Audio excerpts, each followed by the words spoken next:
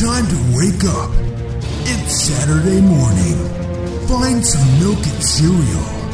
Grab a bowl and spoon. No, a bigger spoon.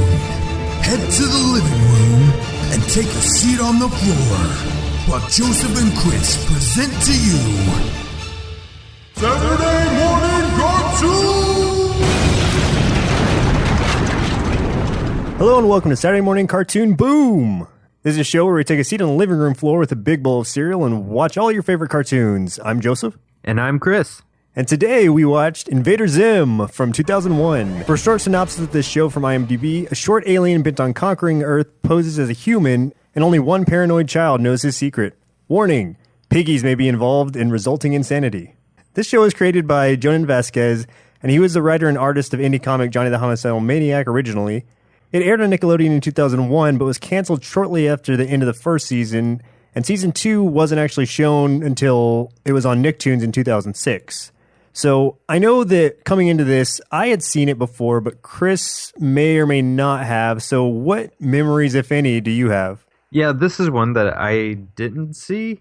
With the time period, it was that I wasn't watching a whole lot of TV just because of school and then all kinds of other stuff I had going on. So I just really wasn't sitting down in front of the TV at that point. But I was aware of it. I didn't know what it was about, but I did see a lot of, at least around my school and stuff, it was a really popular thing. Like people were wearing lots of backpacks and just random things like patches on their jackets with Gur on it and things like that. So it was something I always knew about. Something I always saw, but I just didn't know what it was exactly. It's kind of cool. Like this took me back, seeing some of these characters almost took me back to that mindset and just kept bringing up the kind of music I was listening to at the time, the kind of video games I was into.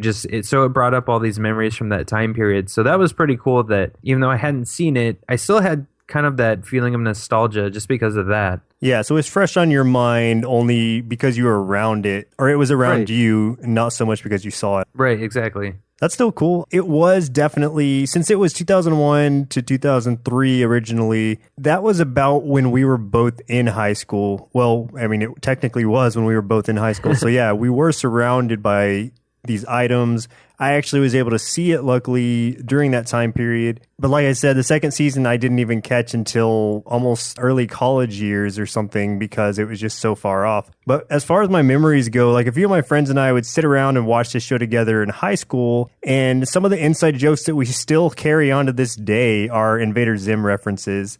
Like, we'll say something, and it's so obscure, it's such an obscure line from Invader Zim in some way that only we'll really know what we're talking about unless someone else happens to have seen Invader Zim or remembers it that well. It's just, I have just very fond, nostalgic memories of it. And even this girl I was dating at the time was a big fan of it, and she did a great Zim voice, so she used to do that all the time. Watching this thing, it's something that I'm like, I don't know how I wasn't watching this back then, because this was totally my sense of humor, and just I absolutely loved it, especially at the time period too, because I was going through this weird time in high school where I just had a lot of weird stuff going on, and they were treating me for ADD and all kinds of stuff. And so this was really like the perfect show for me, because the humor of the show is so like ADHD, like just all kinds of goofy stuff, and this would have been the perfect thing for me to watch. So I'm kind of sad that I didn't get to see it when it was first airing. Yeah, it is incredibly erratic. It's just all over the place. And I don't know if you watched any more episodes in the 3 that we watched this time around, but the more you see, I guess the crazier it gets. These were kind of tame in comparison to how erratic or how just off the beaten path some of them are. Yeah, I didn't watch any more yet, but I would like to sit down and just watch this whole thing because I absolutely loved it and definitely spoke to me in a way that not a lot of shows do. It's definitely something it's my sense of humor, and it's kind of dark, which I really appreciate, like that dark kind of humor. Like the everyday lives of the kids in this world are just horrible. It wouldn't be that weird for kids to die from the cafeteria food at their school. Like it's just kind of the normal thing. So, right. I mean, that kind of humor is just like, I love that. I think that's hilarious. It's a very subtle, like just really awkward humor. And the humans on this earth are just complete morons. Like It's everything bad about humanity, like dialed up. Yeah, I mean, and for that, I mean, the aliens aren't the brightest things either, especially like if you look at Zim himself.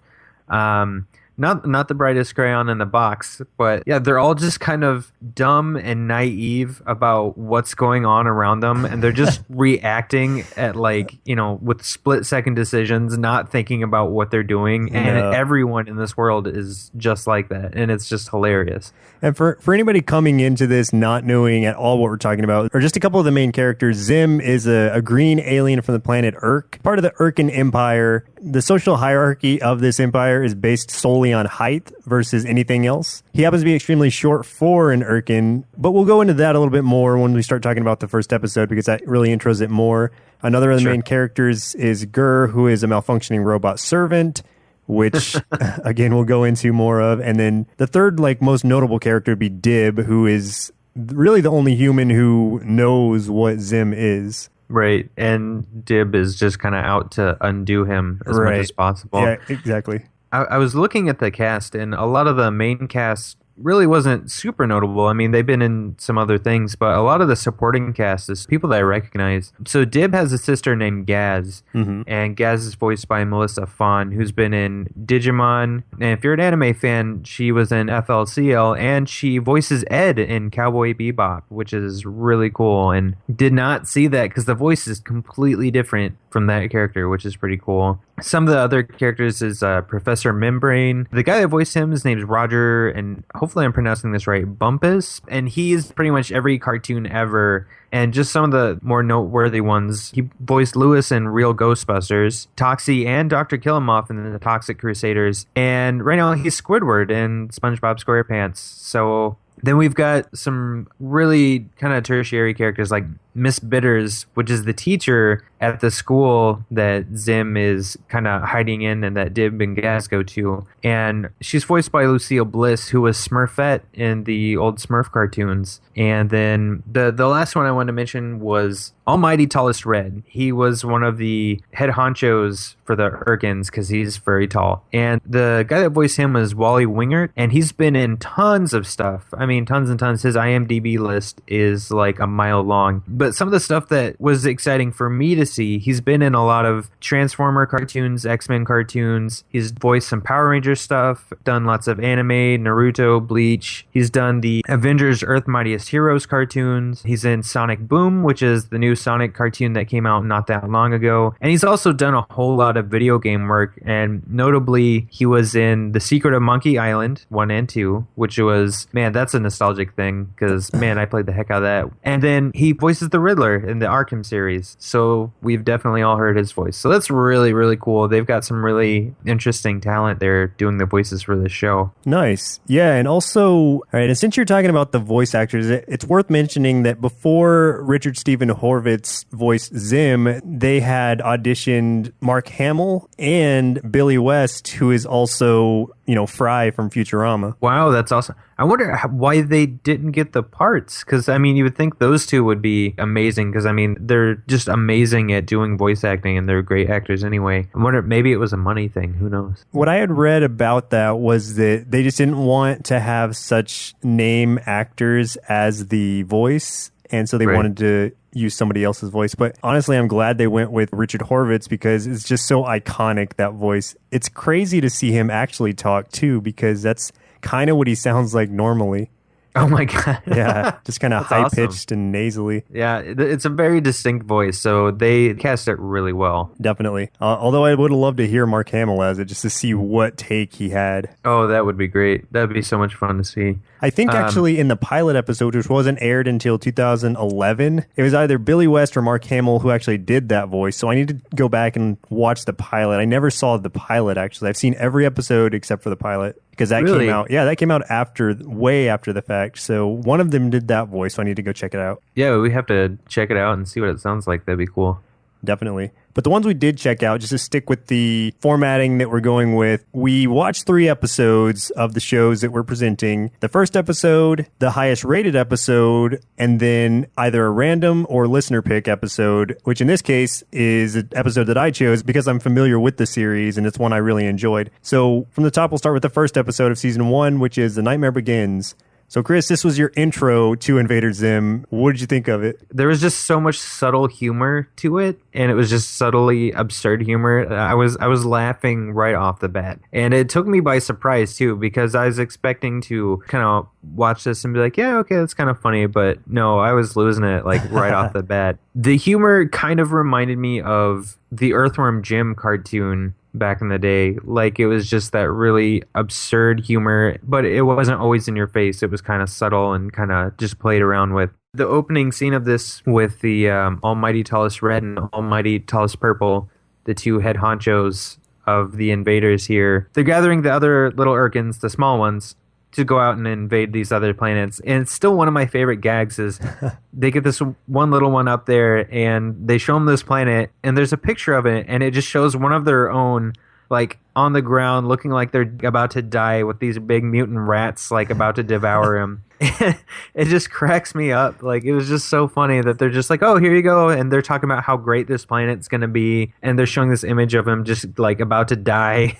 Yeah, that's the first one. Who's like, because he grew a few more inches over the course of time between these missions, Operation Impending Doom 1 and Operation Impending Doom 2, he gets to go to, instead, the planet of the world's most comfortable couch. Right.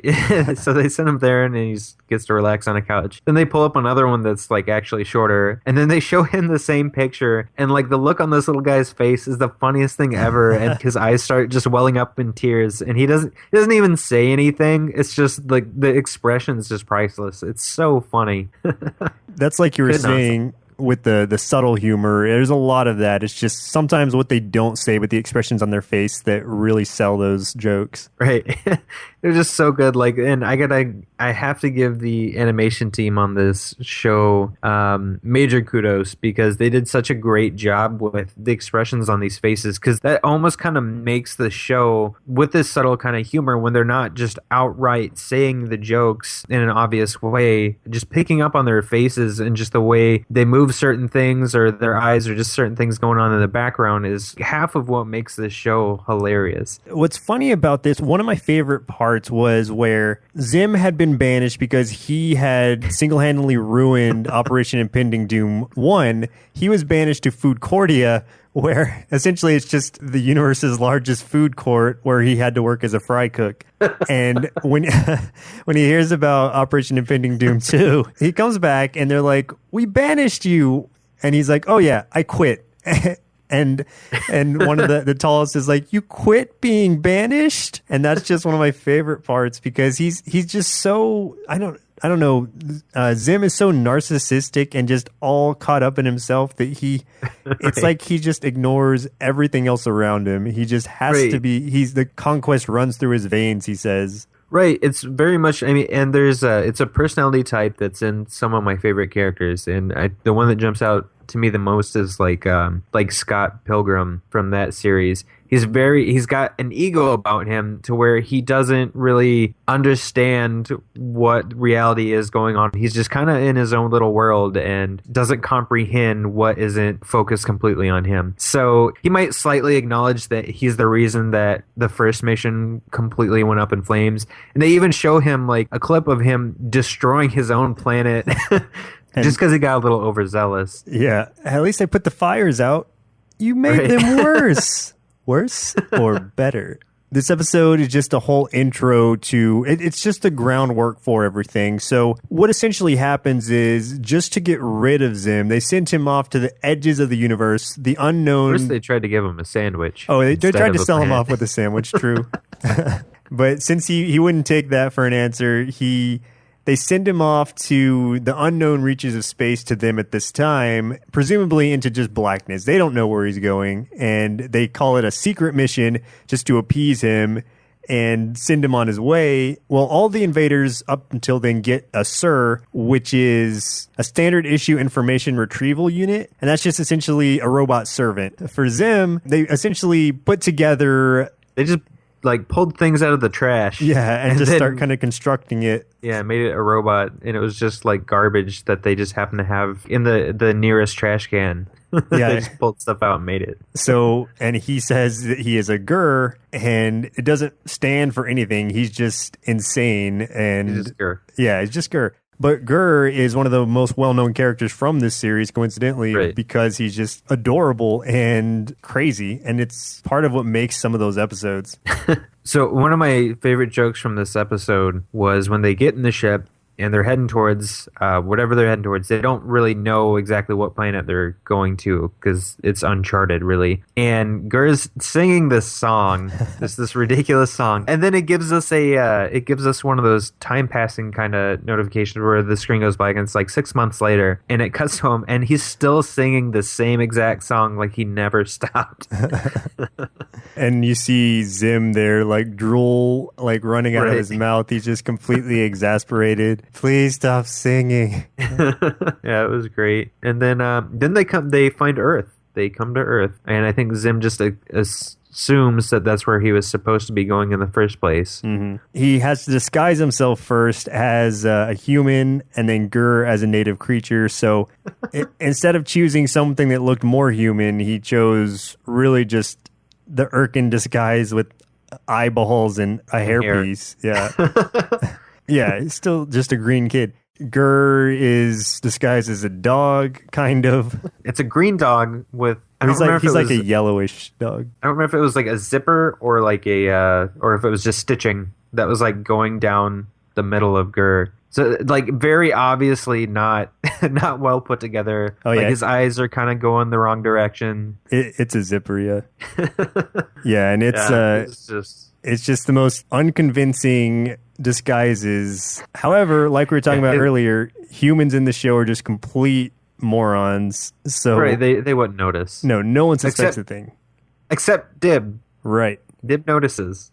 And this is because no one else gets it. In order to blend in, Zim goes and puts himself into class, and Dib happens to be there as one of his classmates, and instantly he knows because Dib is very into like the paranormal, the supernatural, things like that. He's like a mini X-Files kid. He's just all about that kind of stuff. That kind of wraps up the first episode. It's just a lot of that and laying the groundwork for everything. Right. It introduces you to Dib and Zim being on opposite sides of the coin, basically being nemesis for each other. Is it Nemesi? Nemesis? I don't know. But so like just because we were talking earlier about how the everyday world in this universe is just awful for everybody. And one of the best ways to kind of paint that picture was they had an ice cream truck going down the road, regular ice cream truck for kids. But along with the song, like the ice cream man saying, your whole existence is meaningless without ice cream, and just like really dark things like that. It's just a really bleak world. And I thought that was just a really good way of them kind of showing it, setting the stage for how strange this place is. It's very subversive humor, yeah. So jumping into the next episode, which is one of the higher rated episodes, the highest rated on IMDb as of when we checked this. Just to preface it, the way these episodes work typically is in the regular episode, there are typically 2 small episodes that make up that whole episode. So this one is part of season 1, episode 8, but it's the second half of it, which is Bad Rubber Piggy. Well, I mean, what'd you think of it? I know about it. This was actually my favorite one out of the 3 that we watched. I mean, they were all really good, but this one, like, I was laughing so hard just because of how absurd this episode was. Yeah. And the episode kind of starts out setting the context that you're a complete moron if you try to go back in time and change the past. And it's basically Dr. Membrane kind of giving this speech and showing this example of this kid eating what's called breakfast chunks. It's basically just a giant, almost like concrete slab of bran that he's eating for breakfast. They kind of demonstrate by the kid gets to go back in time, and he sends a horrible giant squid to destroy the guy that originally created this little breakfast thing. But then when he goes back into his regular time, yes, he changed it, but instead there was a giant squid in his cereal that like tried to eat the kid.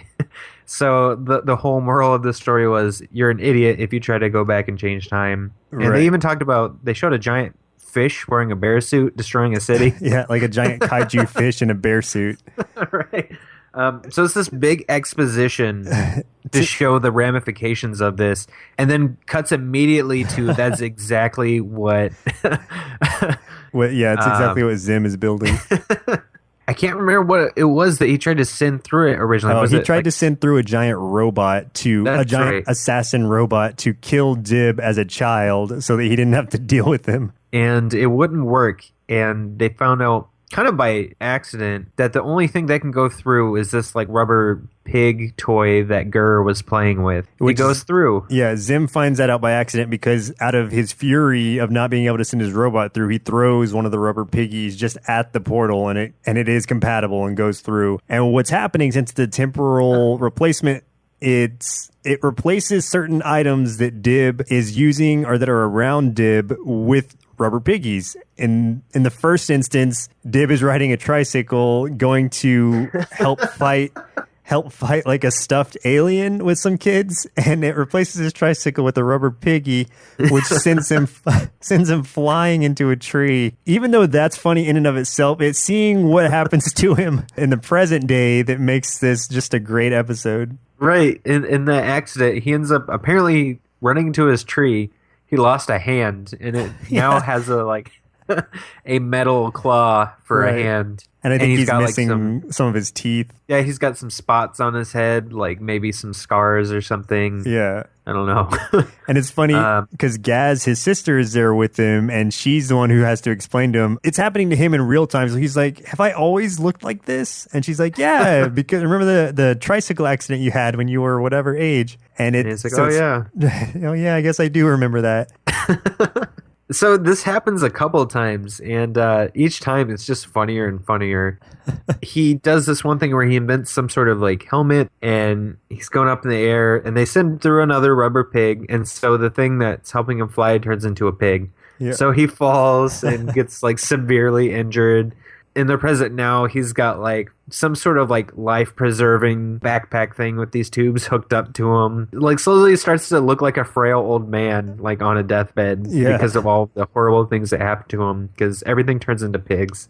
And what is the last thing that turned into a pig? It was it his breathing device or was it something around him? I can't remember. I think it was something around him. Like I want to say he was scaling something like a telephone pole or something. After which his father, Professor Membrane, makes this giant robotic kid suit for him since he's essentially dead. And then he becomes just a huge cyborg Dib. Oh, yeah, because Zim is like watching what's happening through like a camera and sees like Dib, as malformed as he now is, and essentially does die. And these paramedics are trying to resuscitate him and stuff like that. And, I mean, he flatlines. And so Zim is just kind of like, oh, great. And he walks off, gets a drink, and he goes to lounge and relax. And what Zim doesn't know is that his heart started again. So Dib came back to life. He's not completely dead. And that's when they make him basically this giant exosuit. So Zim isn't aware of what's about to happen next. I guess without going through that whole battle, let's just take it to the end of that episode, which is amazing, where there's one more temporal displacement that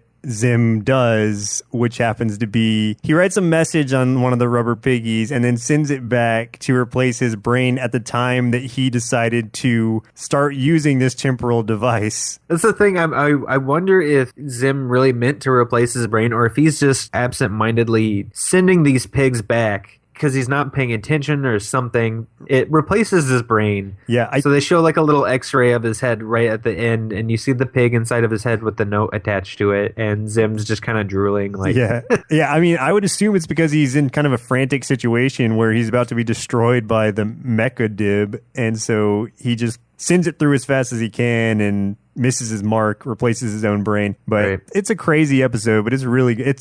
Even explaining it sounds so strange, but you really have to watch it to appreciate it. Yeah, seriously, you guys have to watch these episodes because they're hilarious. And it's that much funnier than because you'll see the things that we're talking about. One thing that I really enjoyed from this episode, which touches on the expressions of these characters being a big part of the gags. One thing that they did with Gurr when he's in his robot form, so he's not in his dog suit. Gur's antenna kind of acts almost like a dog's ears or tail. Like he gets scared and his antenna kind of plops down behind him a little bit. Yeah. And just little things like that just really make this show and just add to that kind of humor. That's definitely true. To close out of the episodes that we watched, the next episode is one of my favorite episodes, if not my favorite. And I'll tell you why as we go into it, but it's called Dark Harvest, and it's from season 1, episode 4, second half. So this one, the reason I liked it, just to preface it, is because it's still got this dark, gritty, awkward humor to it, but it's also kind of a horror movie in a sense. You can see a lot of horror tropes in this as you go through it, and it's kind of frightening in a way, even just thinking about it, the idea of it. To lay that out a little bit, what's happening is it's still early on, and Zim's just come to the planet. He's being challenged by Dib constantly, like they're going to find out you're an alien because he has to go to the nurse's office. To get there, to get there, the window's open in the classroom. A pigeon flies in and lands on Zim's head, and so the teacher's like, "Zim, you have head pigeons. Go to the nurse's office before you spread it to the other children." I love the head pigeons. So head pigeons I love is a their thing. hall passes. Oh yes, the hall pass. So he has to go